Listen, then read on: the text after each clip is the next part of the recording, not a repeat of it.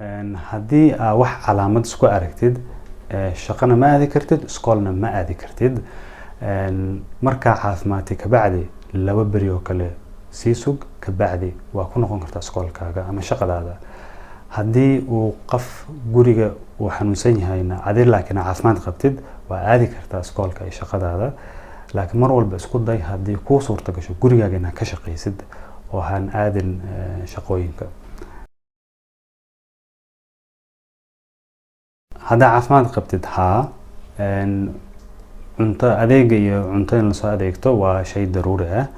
marka waa aadi kartaa dukaanka laakiin mar walba waxa iloobin inaad dadka u jirsatid masaafo ilaa 2 mitir xataa markaa safka ku jirtid gurigaaga markaa kusoo noqotayna farahaaga ha iloobin inaad biyo saabuun ku dhaqdid asxaabtaada la kulmaysid waa muhiim horta la kulanka aan daruuri ahayn inaad la joojiyo laakiin haddii kugu qasbanaato inaad la kulantid ma banaano qol yar dad badan inaad kula kulantid